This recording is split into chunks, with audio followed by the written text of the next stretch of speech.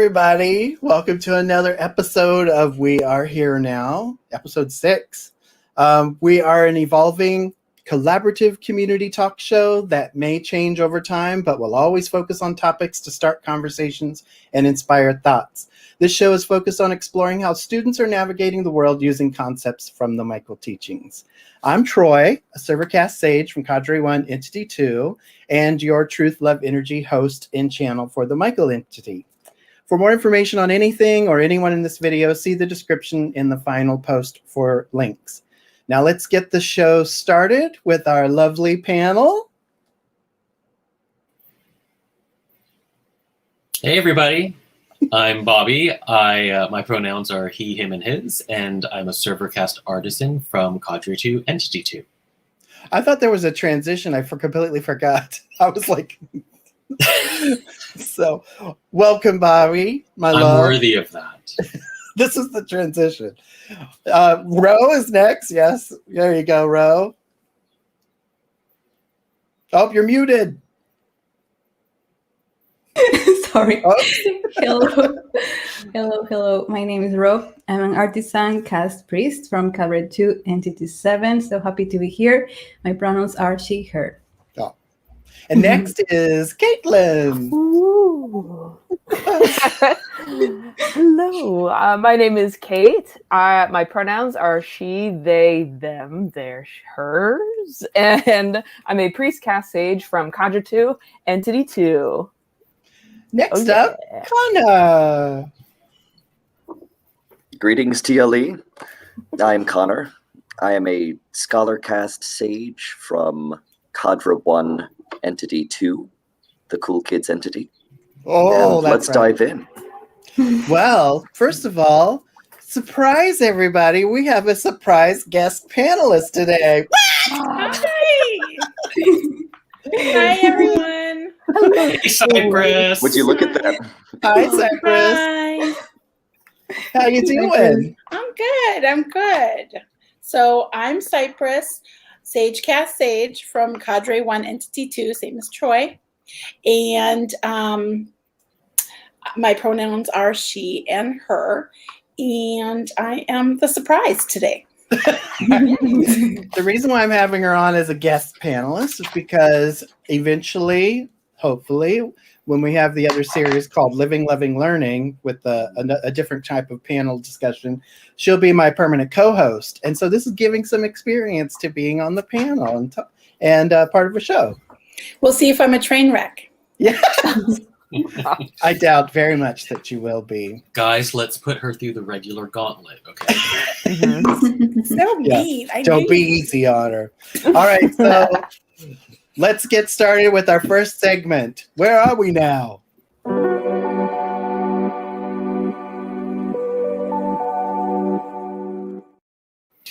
So this series is called We Are Here Now. So let's check in with each other and answer the question, where are we now? So hello, panelists. Who would like to share first? Basically, we're checking in with each other. Since I'm new, I might as well share first since I've not been checked in with at all yet. So there here we you go. Oh, she's taking over. Well, that is why I'm here, right? Okay, so I have, it's been a very difficult time for everyone, not just me. And so I have recently started to implement some conscious self-care. So instead of just doing regular things that I would do as a routine, I'm trying to be consciously aware that I'm doing things to care for myself.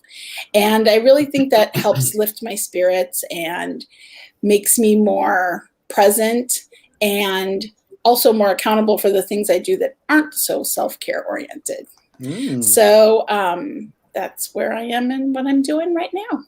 Trying to make it through. Yeah, that's kind of what I'm looking for with these check-ins, is for us to be like, what are we doing? Or what are we doing? What are we seeing? How are we thinking that is helping us? Like helping each other, helping us. What's good? What's good happening? Because we know all the bad. Anything else? Anybody else got some good to bring to the table? Yeah, I'll piggyback right off Cypress because I feel like I am right there with you, like the self-conscious, or not the self-conscious, not the self-conscious. That's me. That's me. The conscious approach to doing things that are outside of your routine that are helping you kind of incorporate more with your routine. And specifically, like, I've been trying to go on walks daily, not every day, obviously, because that's a very far-reaching goal. But going on walks and doing more yoga and meditating, which the pandemic totally just like was a mudslide and got rid of because there was just so much to process. And and also try not to be so hard on myself for not doing things that I want to be doing every day, which I've been hard on myself in the past. And recently I'm just like, you know what, like, live my life, go and have fun, and just enjoy the good that's coming. Enjoy that, because that's the life. It's also there. Like, if it's there, don't put it off or put it aside because it's, you have to do something else to deserve it or earn it, or all those young soul concepts. That's like, nope, that's there. It's a part of life too. Right, exactly. And we have to give each other a little slack as well as ourselves in this time. Yeah. Anybody else? Well, I'll say I've been really looking forward to this upcoming week. The past several weeks have been hellish for me work-wise, and so I've been really exhausted and tired. But it was all with the knowledge that I was going to take this coming week off, and I'm excited because I've been planning, like Cypress and Kate have been saying, I've been sort of holding on to implementing or reestablishing old routines or old ways of doing self-care that I've deviated away from. I've been always looking forward to this upcoming week off, knowing that, okay, this is my chance to reset myself and get enough sleep, right? And go outside, get some exercise, take care of some of those things around the house that I've been putting off mentally or physically, and so I'm really hoping to use this upcoming week to recalibrate my life and to gain control of it in a way that I feel like the pandemic mudslide that Kate described sort of took away from me. And so I'm positively approaching the upcoming week, hoping to achieve a lot of that. Ro, I know you probably have some positive perspectives. Okay. Well, starting off with cosplaying. I'm trying cosplay, yes, and makeup, and having some fun with those little things I love. So I think nurturing my playful side, the levity, that really brings me back to alignment with essence. And I want to thank you all, my sage friends and artisan friends, that really bring up that aspect in my life. It's so fun to just share that, the good stuff, the music, art, fun.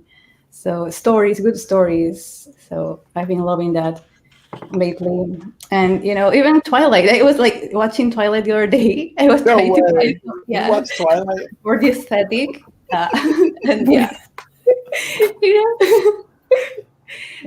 And doing those things, crazy, strange. I don't know what. Yeah. Does it stand the test of time? I think it was a cultural reset in a way. Like, yeah. Twilight. Connor, did you have a Twilight marathon too? No Twilight for me. Robert Jordan. Wheel of Time for me. I'm now on book 5 of Wheel of Time. I started reading the book 1 a few months ago, and I've been tearing through the book since, and I haven't spent a day curled up on the couch reading since I was a kid. That's what I miss too. To bring that back, because I still realized I still read as much as I used to. It was just mostly news, political events, that stuff. So getting back into a nice, good fantasy book. I just looked it up. Is this a good one? I have so many books I haven't read that I should. So I don't know why I'm looking at this, but that's really inspiring because I've had the same thing. And Like, I miss doing that. Am I still here? Everybody just cut out for a second. Oh, you're still Can you here. still hear me? Yep, you're here. Yes. Good. So there was a battle. The heroes were in a very bad situation, and basically their next door neighbors came to save the day. And somebody got married in a way that reminds me of my own relationship. It was lovely. I also now have sandals and shoes that don't have holes in them. Oh, what? And that was a big step. That was a very big Wow. step. It's why the did little you- things. It's the little things. Yes. Yes. Aw. Well, the one thing I wanted to say was that because, you know, the pandemic's all around us and it's not good and it's, you know, lots of shit about it. But I saw somebody tweet something really interesting about it that really struck me as what we were talking about earlier, looking for that silver lining. This pandemic, because it has reduced social interaction to such an intense degree, it has allowed more people to free themselves from the social pressures of gender identity and gender roles. And this is why we're seeing this huge surge of people claiming their identities on their own terms, because they're not going out and about and constantly bombarded with things that are telling them who they're not and they should be. And they're able to have a moment to reflect and catch up with themselves and say, this is who I am, and you're not taking that away from me.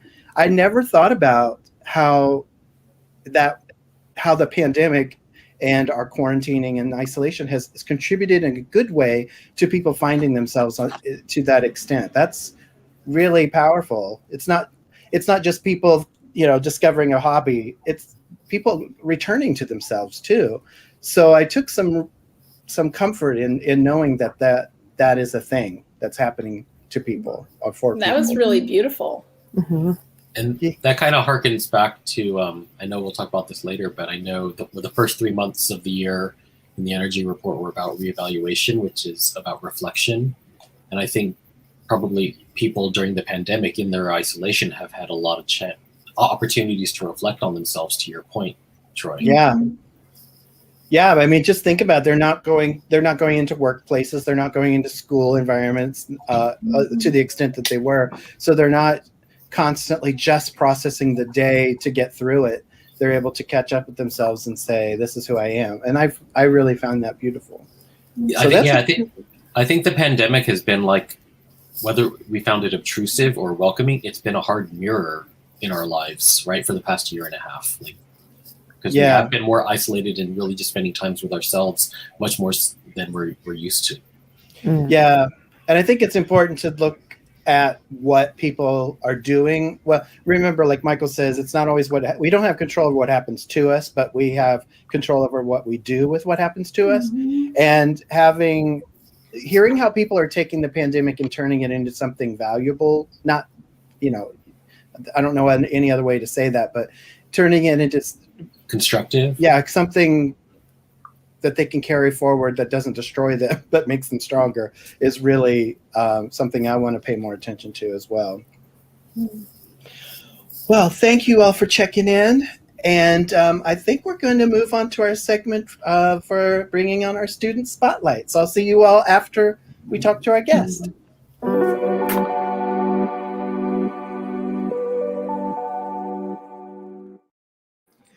Well, I will be welcoming Moonfeather to the student spotlight.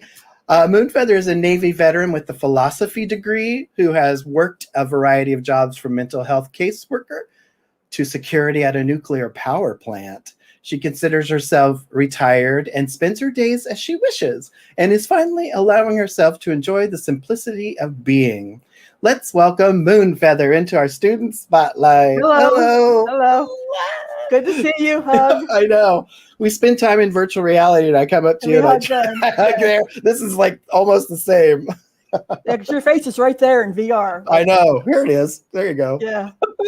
How are you? I'm doing great. Thank you. It's good to be here. Thanks for being on here today.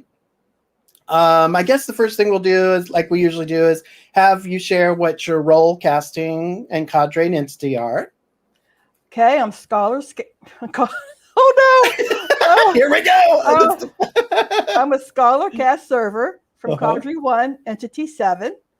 So I'm one of those rare servers that hides in the background that nobody ever hears from very often.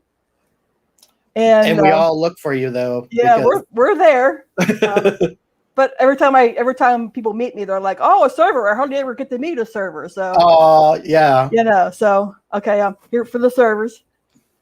My pronouns are currently she and her, but I'm reevaluating because I feel like, as I was a kid, it was very fluid. I was he and she sort of, I would play cops and robbers, but I'd also throw my baton, and it just didn't.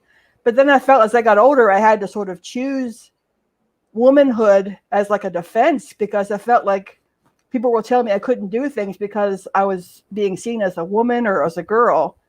So I kind of got entrenched into the whole woman thing. Like I felt like I was fighting for womanhood all the time. So I feel I'm entrenched kind of in that now. And I'm thinking maybe that was thrust upon me more than, yeah, it was something that I chose or I am choosing. So I'm you're leaning more reevaluating. Are you leaning towards they and them? Yeah. Because I feel the same way. That's really interesting because I've never really questioned it. I've never really felt that it was imposed. I was, cisgender guy, and I was okay with that. But as I've gotten older and recognized what that did to my mind and my consciousness and how I identify myself, it really stole a part of me. And so the shift towards they as not leaning towards one end or the other, but embracing the spectrum, I really love. And I feel like eventually we'll all do that once we get out of this binary stuff. So I'm really glad to hear that's something you're looking at too. Yeah. It's really freeing. And in the Navy, as being a woman, it was like you're always singled out as a woman. So it was like it's always constantly on my mind that I was different, even though I felt like I was just a sailor. I was the same. Yeah. So anyway, you're a person. I'm just who I am. It doesn't matter that I happen to have these genitals or whatever. You think I'm a woman. So it's so funny to for all of us. Like, I'm so glad the new generations are bringing this to the surface to discuss, because we never thought we didn't know we could break out of that. We didn't know. We were like, it's one or the other. That's it.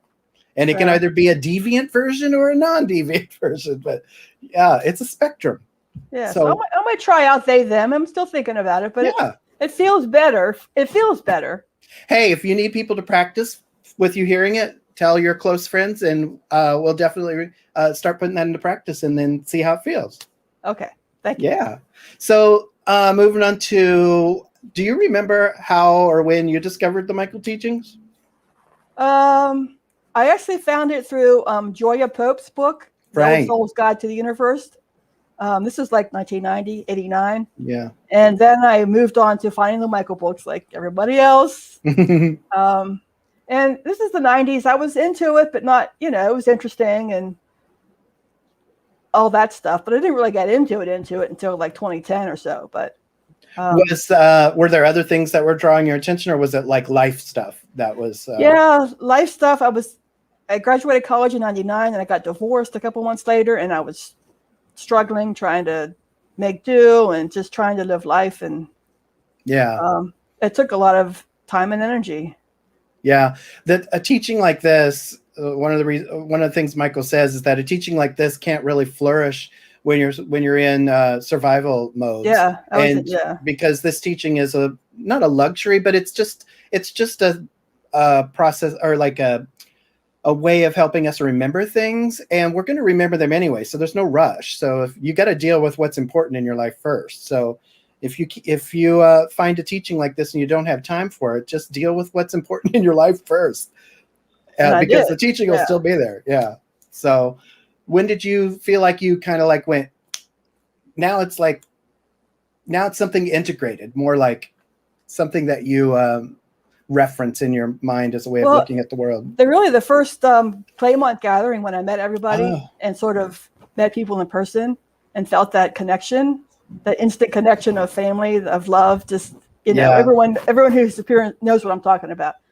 And then I started being on TLE more often and doing the chats and just getting to know people better and just explore it more. And it became more a part of my life then. Is that where we first met? Yeah. And I went because you Claymont? were going, because I always felt drawn I had to meet you. And so, well, we met online first then, I guess. But in person was Claymont? Yeah, it was in person. That's where we sealed the deal? Yeah, and your eyes were like magnets to me back then. Like I would look in your eyes and it was just like I was being drawn in. It was wild. I think I recall tears when we first met.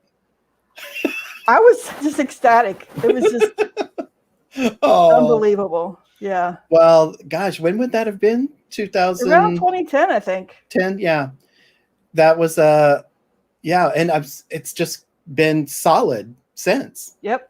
The connection. I'm so happy that you're that you're still around here. Oh yeah, I'm not going anywhere now. Oh no.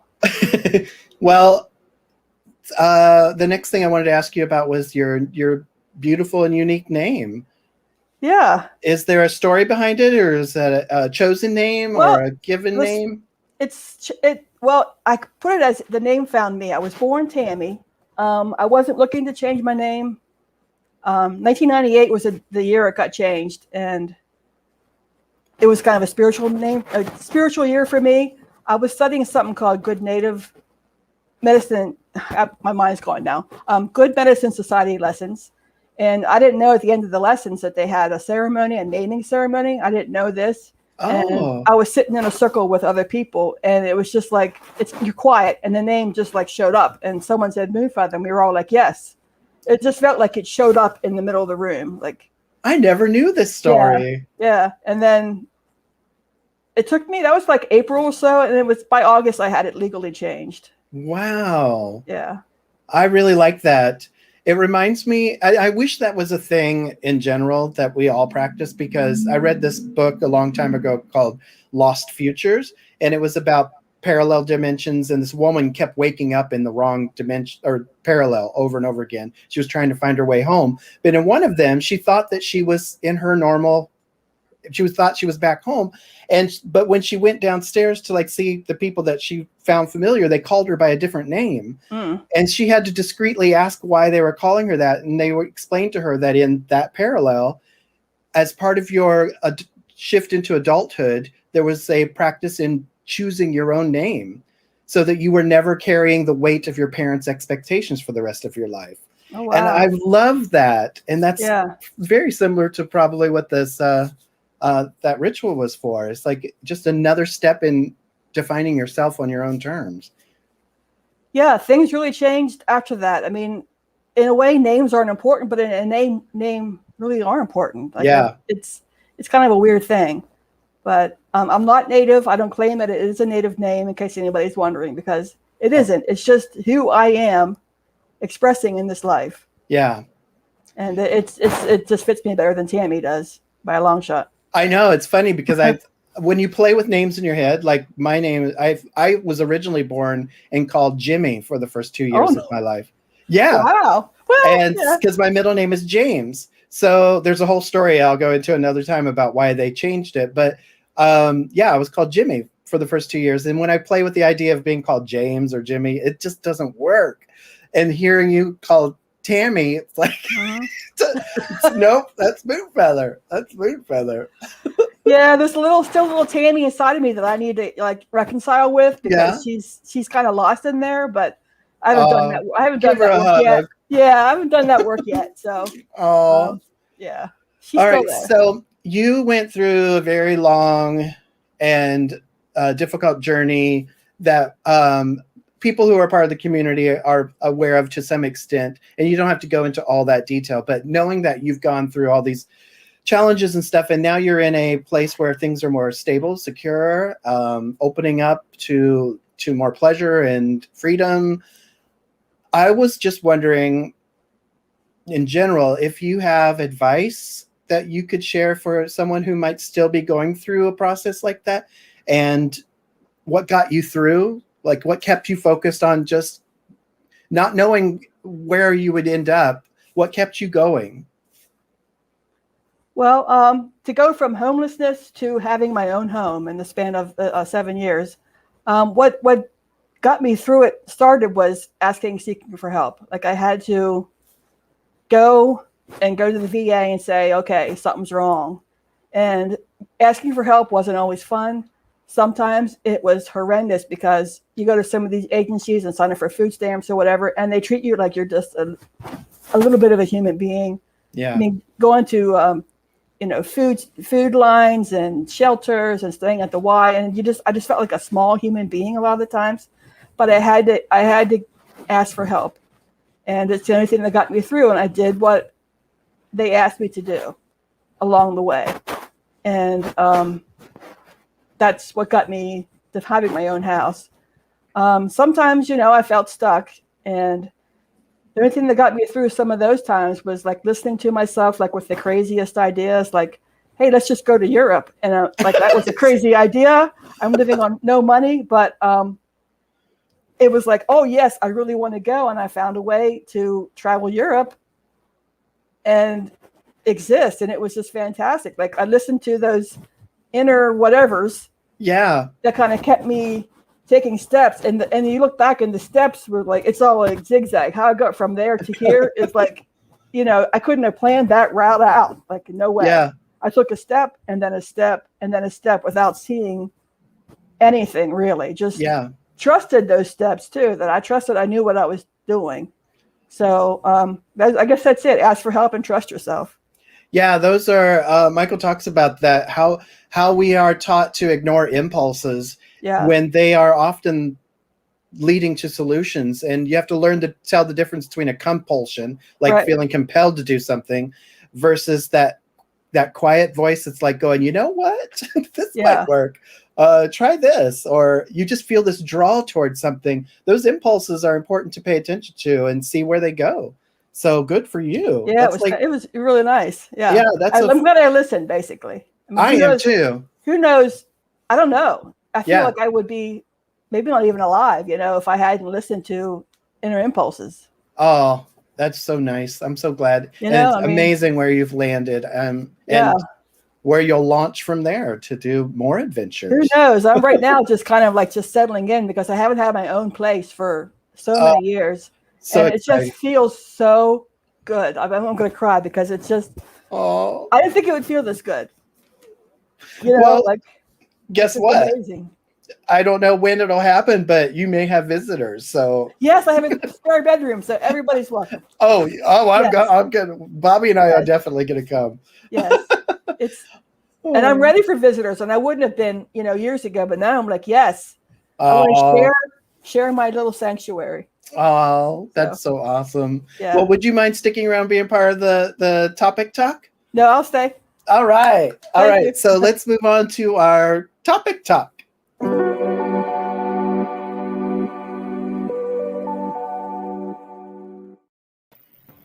Today's topic talk is realize everybody was going to be there. Today's topic talk is about the energy reports and how we validate those. This isn't a how-to on how to validate, more like an exploration of how we validate ourselves. Our topic talks are designed to be conversation starters and ignite discussions and thoughts that go beyond this show. For today's topic talk, we are exploring the monthly energy reports that are delivered from Michael that describe a broad set of patterns that are generated by us collectively. Michael uses their system of overleafs to describe these patterns. Energy reports are kind of like weather reports. Sometimes we feel the effects and sometimes we don't. Kind of like how we can sometimes be caught outside in the storm, or sometimes just watching TV inside and not notice the storm at all. Today, the panel is going to explore how they use the energy reports, what tends to stand out the most to them as useful, how they apply the insights, and if we find any validity and relevance to these reports. And if you haven't read the recent energy report or would like to pull it up for reference as we discuss this topic, you can find it at this link right there up on the screen. Perfect timing, Brian. And we'll leave that up for the rest of it, so you can type that in if you need to. let me explain really quickly what the energy report is. So it's Michael's perspective of evolving patterns of effects generated from collective actions, choices, thoughts, feelings, etc., described to us using the system of overleaves. So they can see things from a bigger perspective. So there's patterns that they can describe differently than we can see them while we're in them. Michael finds that the entire year emphasizes the energy described by the essence role of the year, as well as the centering describing the year. These energies are always in effect to a higher degree of consistent emphasis than the other factors. All factors are in effect all year, but Michael does find that we tend to emphasize certain factors during certain times, like seasons. The first 3 months of the year tend to emphasize the collective goal of the year, as we tend to start new things, literally aiming for new goals, feel as if we're starting clean, etc. After we establish patterns related to the goal, we tend to turn our focus to our relationships, how we relate to the world, to each other. So the mode kicks in around April. After we explore the patterns in our relationships, we start a process of looking back at the year and interpreting our experiences so far. This is where the attitude is emphasized. Depending on how we interpret the year at that point, determines how rough or smoothly the final months of the year might go. The last 3 months of the year are where we emphasize our fears, regrets, resentments, defenses, as we determine if we like where we are or do not like where we are in our collective experiences of the year. And that's where the chief features are emphasized. These collective overleaves do not override our own overleaves, but they do create an atmosphere in which we navigate and experience. So they do have some effect. All right. So I guess my first question to the panel and to viewers would be, do you actually read and consider the energy reports? Do you reflect back on them during the month? Or do you forget them really quickly and move on? Who would like to go first? I've been doing this a lot today. I don't know why. I'll go first. Yes, Bobby. Honestly, I tend not to read the energy report until closer to the end of the month, personally, because I like to experience the month without maybe any preconceived notions or ideas, or trying not to be influenced by what I read in the energy report. And then in reading the energy report, I try to see where those natural validations occur. And to me, it's very eye-opening. It's the same way, like, I'll tend to Troy, rather than just outright come to you and ask you your thoughts on maybe someone's overleaves. I think about it first, and I share my ideas with you first, and then I get validated when you share your thoughts, or if you do any kind of Michael channeling on the spot there. But for me, it's just a way of experiencing it raw, and and then doing the validation on the back end. Well, it's interesting you say that, because just jumping in, I tend to wait till the end of the month too. I know that's channeled through me, but I don't read anything that's channeled through me. I tend to wait until the end of the month, and because in my mind I'm thinking like, oh, let me look back and see how accurate that was. But that's like assuming that there is some sort of predictive element involved, and they're not supposed to be read as predictions for the month, even though in my brain I'm using it like that. They're supposed to be just reminders of tools to use based on patterns that we might or might not be navigating. So I miss out sometimes on the tools that I could have had for the month because I waited till the end to be like, is it really accurate? And I'm going to try to read them in advance now, or like check in on them more often, because I tend to wait till the end too.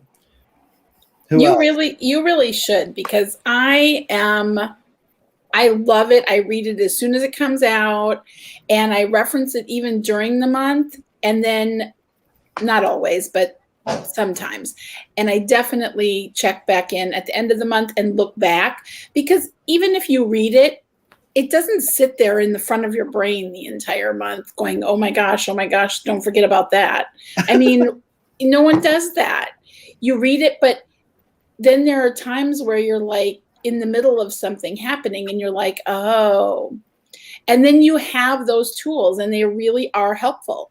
And I even noticed that something I mentioned earlier in conversations I've had with Troy is sometimes I'll forget, you read it at the beginning of the month, and then in the middle of the month, I'm having some sort of event or whatever. And somebody I know who's Michael oriented will remind me, oh, the energy report, that fits right in. And usually Hani. Hi, Hani. So Hi, honey. it's weird because I'm like, oh my gosh, yeah. And then I go back and reread it and I'm like, oh, and that really helps me deal or have a better perspective on what's happening. And then I validated. I always still try to validate at the end because, like I said, it's not sitting there in the front of your head. It's not on a Post-it note in your, in your bathroom mirror. It's just, but it really is. I think it's one of the most helpful tools we have. Oh. So go energy report. I'm a super fan. But anybody else? Well, yeah, like I read them when they come out. I don't usually reference them. I tend to forget them quickly. Although, to be fair, if it's not related to history, cosmology, or the afterlife, I lose interest very quickly. I have my specific interests. You do. But every now and then, Michael will describe a really cool sounding nexus. And I honestly read the energy reports for that to see if there are any cool nexuses happening. And I don't notice them when they come or anything like that. They're just cool to read about. I'm going to circle back to that because I think I asked a question. I have a question ready to ask about what stands out for each of you. So I'm curious. More on that. I want to later. ask you more about that. Kate? Well, I just kind of skim them in the beginning. It's like whatever kind of jumps out, I'll go, okay, like it'll pack somewhere in my brain. And then maybe like in the middle of the month, I'll be driving home from work and then be like, man, today was so rough. Like, why was everyone like this today? And then I'll go, cynicism. And then I'm like, oh yeah, the energy report. And so it'll be like a referencing point. It'll be like it feels like when, I don't know if anybody remembers, maybe like middle to younger generations, if you're watching a PowerPoint presentation in school and like something sticks out and you're like, oh, like that totally makes sense. But then everything else you're like, yeah, I don't get it. I don't understand. It's just kind of my, me and the energy report. I relate. Okay, yeah. Moonfeather? Hey, I'm a super fan. I read them right away. Yeah, and I check in throughout the month. And I love watching like the conversation unfold and see how people are reacting to it during the month and just. Oh, in the forums? Yeah, it's like a whole seeing how they're relaxing and responding to the report. So to me, it's a whole like month-long event. Oh, that's really interesting. I love that. Yeah. What about you, Ro? I'm with you, Moonfeather. Well, first, I would like to begin saying thank you, Troy, for doing these reports for so many years. They always come out, during rain or shine. Sometimes very late in the month, but they still come out. And I really appreciate those reports a lot. So I, some months I skim through them, but other months I read them carefully. And I always have, I always love to have them like a source of guidance or perspective for my life, and also to share with my friends and community, because there are little tidbits of wisdom that I, just feel like so good, especially when Michael gets poetic and that into healing and those things. Like I'm, yeah, I love those reports. Yeah. And helpful thoughts for the month, especially.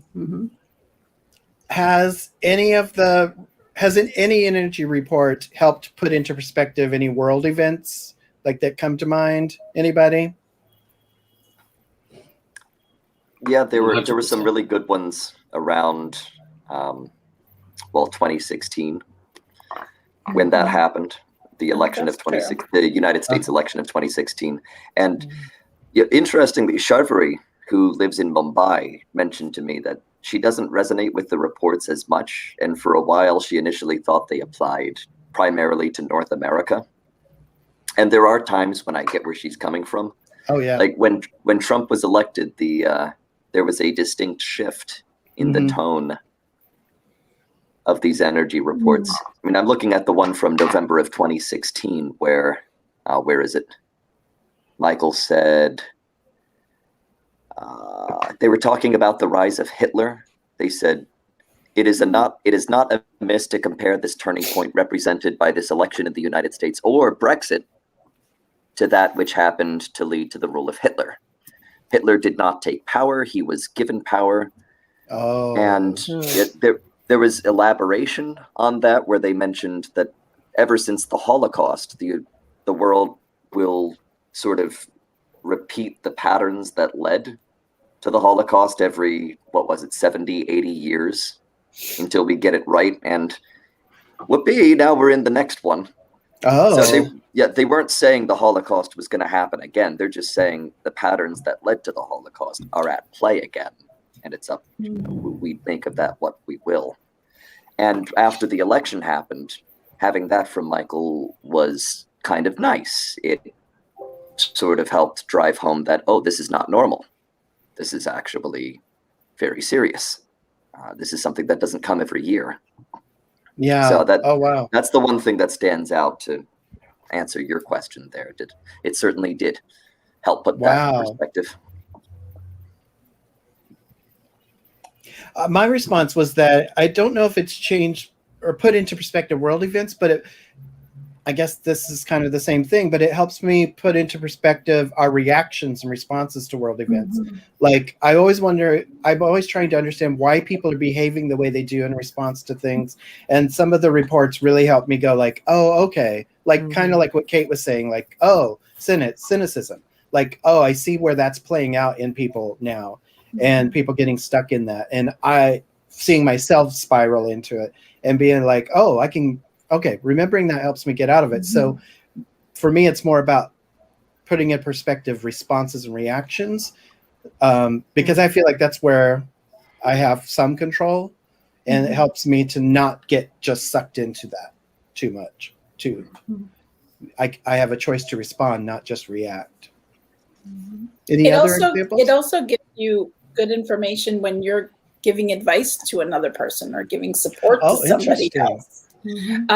Because even if they're not a Michael student, you can still use the information to support them and to help them and to, maybe give them a different perspective that, and still can improve for them, even if they're not part of this community. They're part of our community. Right.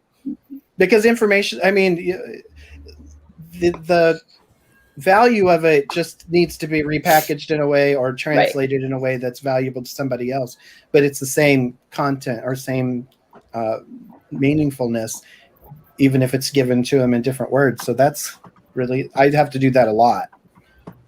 Me too. Yeah.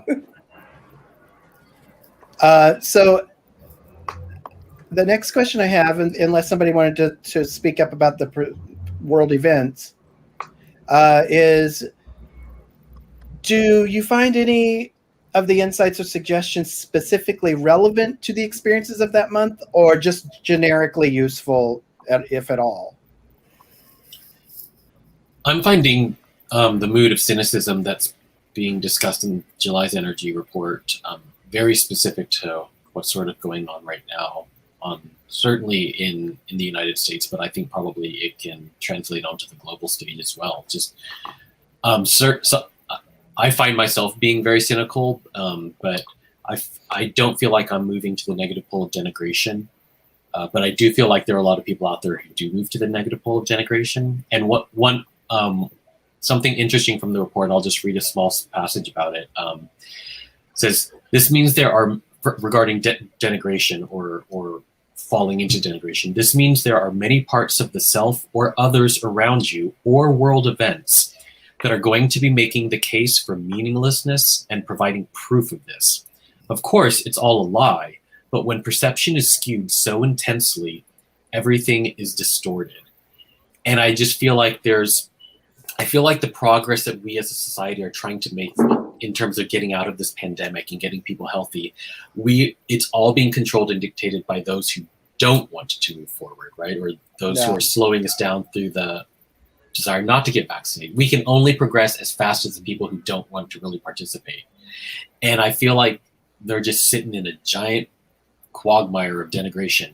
Like, maybe they were cynical about things. I'm skeptical or cynical about the efficacy of the vaccine or something, but it's just led completely to meaninglessness. And as a result, their perception of everything has become so distorted and skewed. And I can't help but feel the impact of that. Well, I copied a quote too that kind of ties in with that I thought was relevant for this. Was Michael said, as we've mentioned several times, the greatest threat to all of you is the loss of capacity for hearing, knowing, seeing, or expressing the truth. When any attitude is in the negative pole, it is rejecting the truth. If you're feeling the weight of the cynic perception, it is likely you are rejecting or not seeing the truth, the weight of the negative pole of cynicism. But I'd never thought about I knew the attitude kind of had to do with the truth, but I never thought of it as when you're in the negative pole, you're rejecting something that's true. You're rejecting the truth. You're rejecting you're rejecting input that could change your perspective. I'd never thought of that before in all these years, that negative pole means that. And when I think about being an idealist and falling into the negative pole of naivete and thinking I can do something without knowing the steps in between, it's like, oh, duh, that's why I didn't pay attention to the truth of the next steps that are required or the work that's required. So those are the things I feel like I learned that are more broadly applicable outside of and in the integer specific to that month. Well, and I even like how much focus has been placed on cynicism, because I think just in life in general, I've always thought cynicism or being cynical has always had a negative connotation to it. Like there was no positive side to cynicism.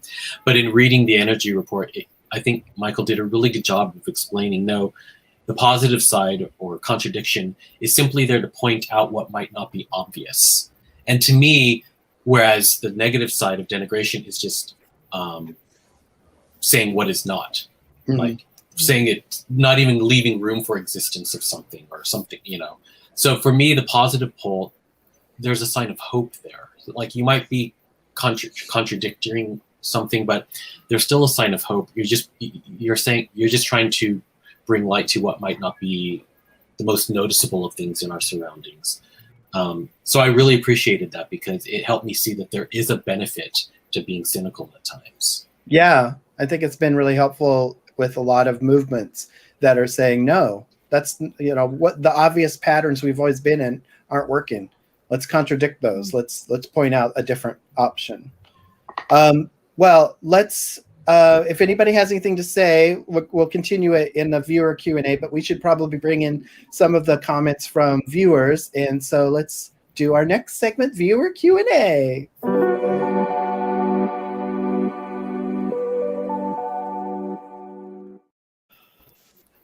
So I saw that there was a lot of comments, and I think we should go back as far as we can to the praise for Moon.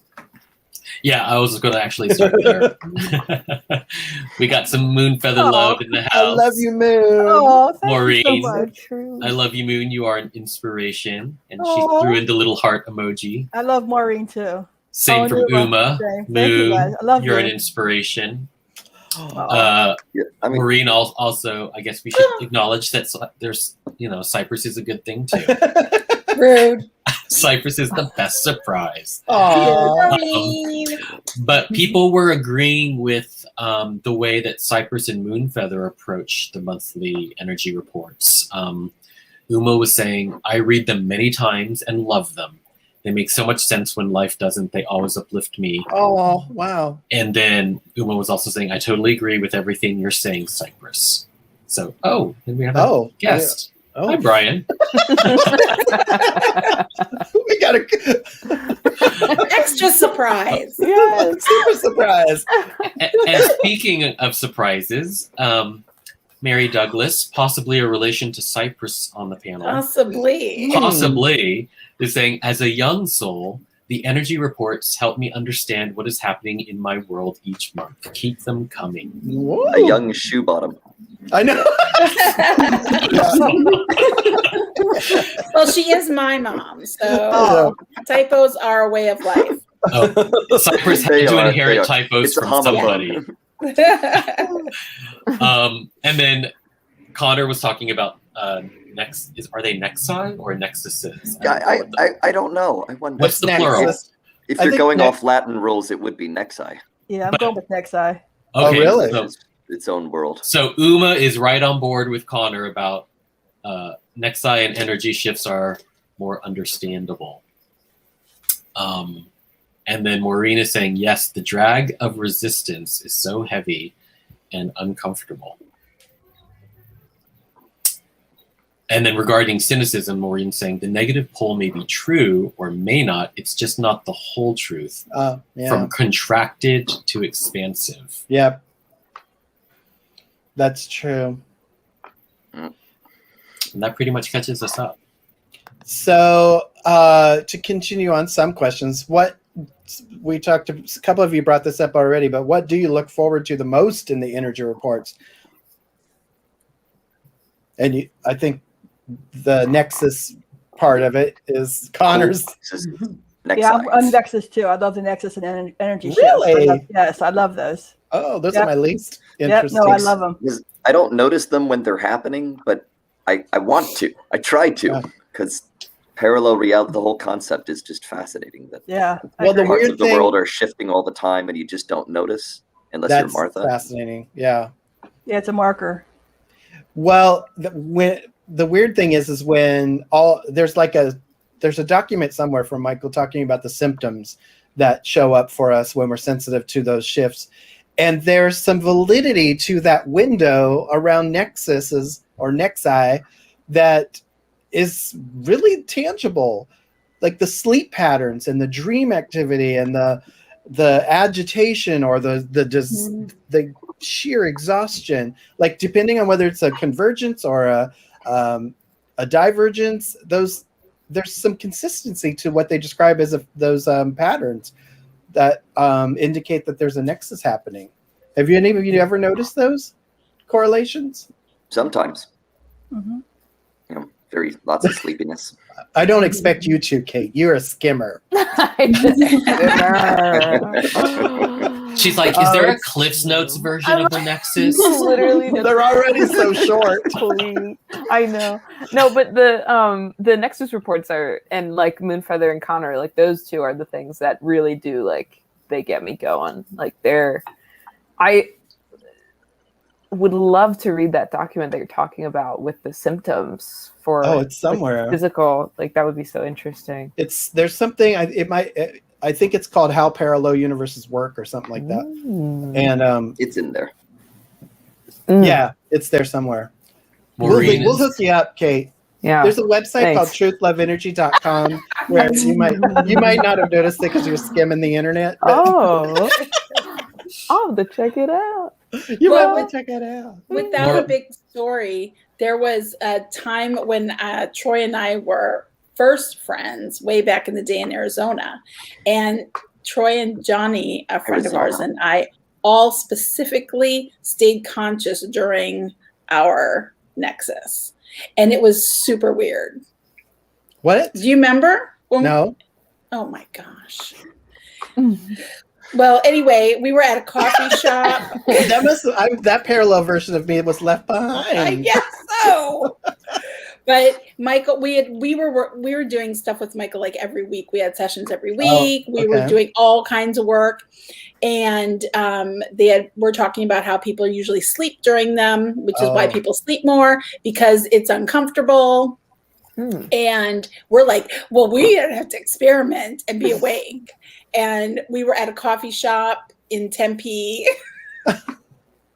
And we all were kind of freaking out. It was super weird and everything got just like really, the colors were really intense and the noise was like overwhelming. I felt like I was not even really there, but still there. Everything was very strange. That is so strange. I do not recall I cannot believe you don't remember that. I don't recall. So I'm weird. Sure you can tell me later. Try to trigger my memory. It was fun though. It was fun. Because I feel like in the wrong parallel universe anyway, so maybe that'll help shift me. I'll bring you back. Yeah. I do remember that period of time, though, because that was when I experimented for the first time channeling with my eyes open, and Yes, we that never was- tried that again because it terrified Cypress so much. Why don't you do that? Huh? Since you brought that up, why don't you ever open your eyes? It is a nightmare, Connor. Just keep your mouth shut. Like, you don't know. You do not know what it is like. You don't know when you are looking at somebody who is your best friend and somebody different is looking back at you. It is extremely disconcerting. I cannot Try that. trust that enough. Troy, maybe we can make No. a plan or something. And I don't think so, because I can't, because I'm so sensory sensitive or whatever. Closing my, and I've taken so much information visually, it brings me right out of trance if my eyes are open, or it makes it a lot makes harder to stay in trance. Because if I go in and close my eyes, it's a lot easier for me to stay focused, because I can just go like, oh, eventually I'm somewhere, like it feels disembodied, but it's not really. It's just sort of a different focus. I don't know where I am, but I'm having my own experiences. But if my eyes were open, I'd be like, what is everybody doing? What's everybody seeing? What's everybody, I would just be looking at everything. And I can't not be in the way with my eyes open. But that It's day, best. that was the first try and last try, and I put my all into the concentration to be out of the way. And apparently I was so far out of the way, she was like, I just see an abyss of Michael. She's like, bring him back, bring him back. She did So say that. creepy. It was so creepy. I can never explain how creepy it was. It's like, it was so creepy. well, now I Well- just want to experience that. You make me want to experience it more and more the more you say how awful it was. Christian, this is exactly what Troy is like with his eyes open. He's like, Oh, yes, squirrel. and then Michael said, squirrel. Exactly. If I had my eyes open, that's what would happen. Well, listen, everybody, we got to wrap up a little bit, but we're going to go into overtime if anybody wants to continue the discussion. But I'm getting signals from certain production crew to wrap things up and close out the show. Thank you all for being here, if you're in the audience now or in the future. And thank you, all of you on the panel, and especially Moonfeather and Cypress, for taking time out today to be with us. I really appreciate it. It was amazing. Yeah. And much love to Brian and Amanda behind the scenes running everything. Thank you so much. And we'll just close out here. But if you would like to stay, we'll stick around for overtime. Bye.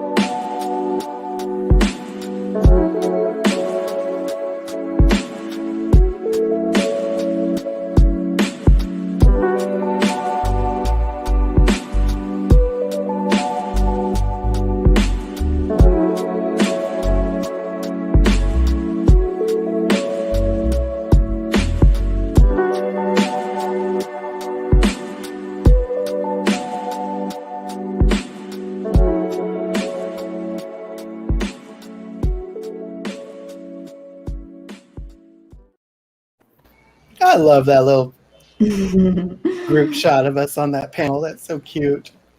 So if anybody wants to continue the conversation, we're here. And if we don't see many responses, then we'll wrap up. But we're here if you need us. And I'm going to keep doing this.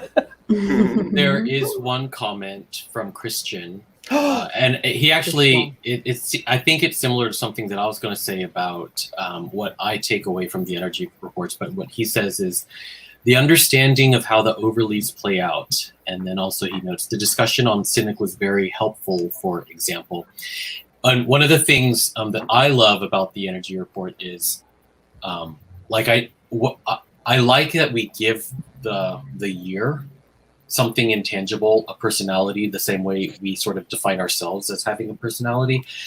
And I love when the personality when the different aspects of the year and the personality through the energy report is very different from my overleaves, because I'm so used to seeing the world the way my personality sees the world, that it's nice to learn about these other things and see how do I fit into that, right? Like I'm a smaller being fitting into the larger year, and I like trying to figure out those relationships for myself. So that's what I like. Those energy reports will be gold for future generations of Michael students, because now they'll have Michael channeling on a year, like about the years themselves. Oh wow! You know, like if they're interested in, what was it like to be alive in the early 21st century? Well, you'll have overleaves for each year. You'll have Michael's take on a month-by-month basis of how each year played out. So I mean, that's so find a way to preserve them. I love your historian brain, Connor. Yeah, that's great. Oh my God. Well, and as a history buff, Connor, I'm sure you could appreciate, like, if you were a historian like 200 years from, like, we're in the midst of the history that sometimes we can't separate it from ourselves. But if someone's looking back and they know historically these events happened in 2021, and then they get to also read the monthly energy reports, I'm sure that correlation would be fascinating. You could be like, what did Michael say after 9/11? Or if you're interested in, the debacle of the Trump administration, there would have been an energy report in November 2016 when the election happened. You could look that up and see what Michael said about that year, and it would give you such an interesting insight. Or also, what did he say the month? What did they say the month before 9/11? Before, there's Maureen's recently sent me a whole bunch of entries from Geraldine's old blog, validating Michael. Yeah, and she was blogging about Trump in 2013. Oh wow! Before he became big. So it's her fault. Yeah, right. She poked the hornet's nest, didn't she? What would happen if Uma's saying brilliant observation, Connor, and I concur. Yes. I agree. Maureen is saying, yes, Bobby, I feel the same way. It's an opportunity for students to experience, if they choose to, what it feels like to have different overleaves. And that's kind of what I like about it. Like, I'm so used to just dealing with my own overleaves. It's nice to sort of see how I fit into a larger context of overleaves. Yeah, the energy report, they're not all equal to me. Some of them are more interesting than others. Like every now and then you'll get an energy report that really just rings. And sometimes you'll get energy reports that, they're nice.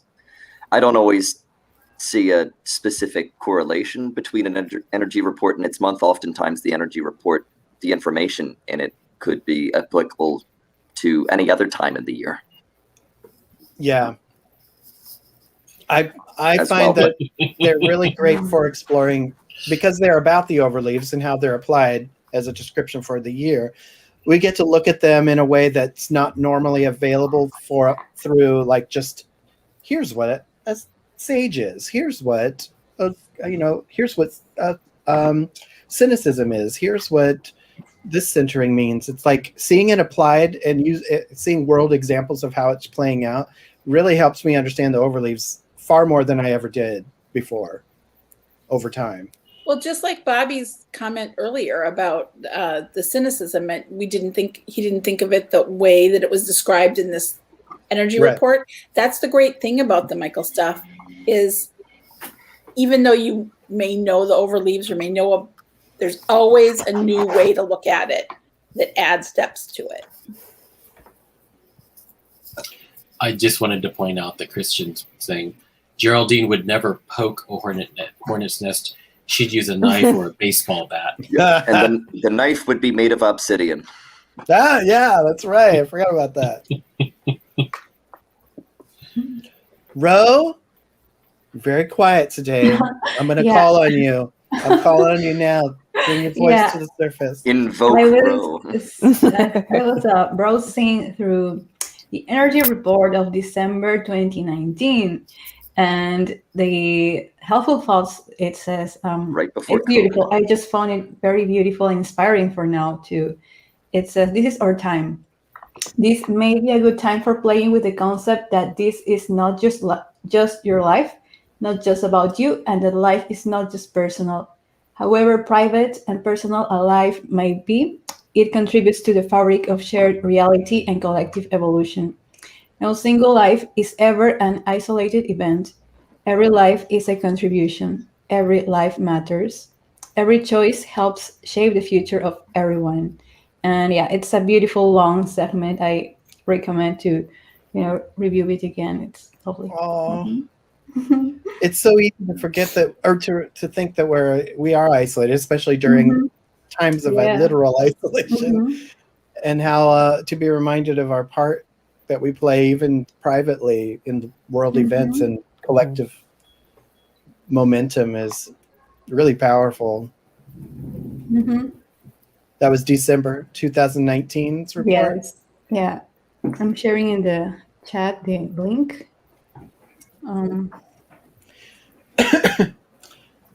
But I agree with you, Connor. You were talking about some of them. There's like an ups and downs in the quality. I don't know if quality is the right word, but the depth of them. And I think that's because sometimes there's just stuff's not happening, or like there's like a coasting. Yeah. There's like a coasting of like when I get into some reports, I'm like, well, I have to kind of ask questions for Michael to give responses because they're like, it's not that much different this month. It's like you're all still dealing with the same shit. So I have to kind of like ask questions to get some of the reports, and I bet that's the months where it's like a little bit bonier. But obviously you do that, so it still brings another level and more information. And even if it is bonier, there's still something there. I don't think I've ever read one and been like, I mean, yes, granted, some of them do hit home more, maybe because something that you're going through in your life is like really highlighted by the information, and it really feels impactful and you really get some benefit and insight. So, but maybe on one that somebody else thought was bony, it might have been something that really impacted me or somebody else in a way that was super helpful or I think that insightful. I think that goes back to my intro where I was talking about how sometimes the energy reports, because they're kind of like the weather, like if you're inside in air conditioning and there's a heat wave, you're going to be affected differently from the heat than someone who doesn't have air conditioning and is stuck in their house feeling the intensity of it. So I think sometimes the energy reports are, because they're so subjective to how we're experiencing world events or collective energy, that sometimes they land, sometimes they don't. Well, Uma's agreeing with Cypress. I was going to say, when you're channeling, are you by yourself? Is there a way that maybe Bobby could be present and maybe ask a question if you're trying to find a way to ask a question? If I ever got to that point, I would definitely ask. Okay. Or like Uma, my team TLE would be happily oblige. But I've never had a problem where it's like nothing. So, but a couple of questions usually gets enough. But you're always welcome to ask in the forums, and I'll toss it to ask Michael for another report or more additional information if it's confusing. Well, you had just said sometimes you're trying to find things to ask, so I just thought. Oh no, I usually have things to ask. I just when I get the reports in, I usually just get them. But sometimes Michael's like, well, it's not. I'm making up. I'm doing my own version of them right now. I'm like, they're like, well, things still suck, so not a lot to say. And I'll be like, well, then, I'll ask a question in response to that. I always have questions. I can always do that. I'm never at a loss.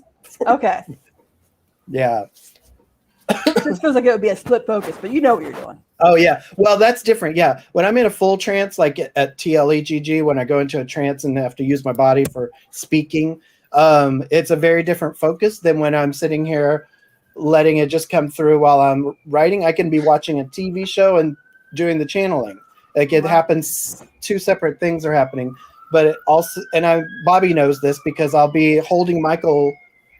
He doesn't even know it, but Michael's like floating there, and I'm just like, what's for lunch? I got to think about lunch too. So yeah, it's different when I'm not in full body trance. That's cool. I'm curious to see. So in I'm the able final, to. My point was I can ask questions and do the channeling.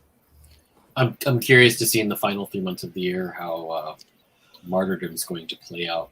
Is that the chief feature for the? Oh. Considering everything we're dealing with right now? And, Buckle up, Buttercup. Well, oh, wait, where was the current energy report? So the next big thing that's coming up is a convergence, apparently, July 26th. 2 days. Yep. 2 days. Monday.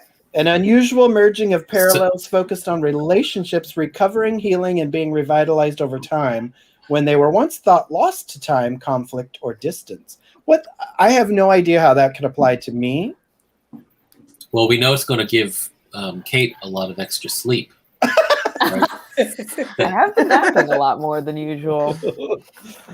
I mean, I guess it would be like, what if I had a rekindling of connection with a friend that I lost, that we went our separate ways? That would be That's really what I weird. thought. That'd be interesting. That would be nice. It would be. May Yes. I add something interesting? Just that part of the report stuck out to me because I'm going to a wedding tomorrow and I'm seeing people that I haven't seen in like 5-6 years or since before the pandemic. So maybe that's, I look forward to your report next month. yeah. Hey, I'll let you know what happens. Yeah, that would You be can really fill us interesting. in your check-in at the beginning. Yes. I'll write it down so I don't forget. Hold on. Yeah, Yeah. good idea. Mm. Dreams have There dreams you have go. been more active lately. Oh, super. I've been spending time in virtual reality in my Oculus headset, and so my dreams are now taking the shape of the virtual worlds and the way you navigate. It's so weird. I'm like, because in the you don't have legs in virtual reality, so you're sort of like scooting around and stuff. And I'm doing that in my dreams now. And there's also the option to like create this little arc from where you are and teleport to where you put it. And so in my dreams, I'm just like blinking to different areas. Wow. That's Oh, cool. that's what we should That's do so next. cool. Next, we should have everyone have Oculus. We should all be like in VR together, and then Troy should channel Michael. So it's Troy's avatar, like speaking. Oh, as don't even- Michael. Oh, that'd be awesome. That's That is future. already in the plans. Oh, If enough people get their Yes. VR headset, where there's a whole VR world for Michael teachings, and there's going to be events in there, and it's really fun. I want there to be a different avatar when he's channeling. Okay, so Oh, yeah. It would be noted. so fun. Good idea. I will change. That's a good idea. I'll change out my avatar for when I'm going into trance. That's right. That'll be the thing. I'm going to change into like a blue glowing thing. All right. That's right. I wanted to share. Uma has some perspective here. She said both cynicism and martyrdom are warrior overleaves, so I'm familiar enough with them to be able to perceive them. Oh, interesting. Yeah, on the warrior axis. I've got like no warrior in me. Neither do I. So we're all relying on you, Uma. Uma, save the day. Well, I think we'll wrap up here unless anybody else has any more to say. Oh, somebody did. Uh-oh. You can all count on Maureen. I posted this already on the energy report. I had a dream this morning related to the nexus where I met up with my dead mother and my niece-in-law and my great-niece, who I haven't seen for 2 years. Wow. Oh, and Uma's taken the charge. She'll say, I'll speak up on our behalf. Well, that didn't occur to me that there might be non-physical relationships recovering, healing, being revitalized. Oh, that's interesting. It could be some sort of like peace for some people being made with somebody that they feel like they didn't have closure with. I didn't think about that. Let's see. But on a world scale, how would this show up? Because this is mostly about it's not just about us individually. Like, could we be, I don't know. I don't even want to speculate, but maybe there's some maybe the right will suddenly wake up and be like, "Oh my God, what were we thinking?" That's You were what's going to wrong. happen. We all scheduled vaccine appointments for Tuesday. Oh, could be that. great. You never know. Yeah, that'll be our new reality. That'd be nice. Well, thank you all. We'll wrap up here so everybody can enjoy their weekend. Thank you for another great show and conversation. And thank you for the handful of people who were here participating as viewers and all the future people who watch this after we post it publicly. Have a good day, everybody. Everybody say bye. Goodbye. Bye. Thank you.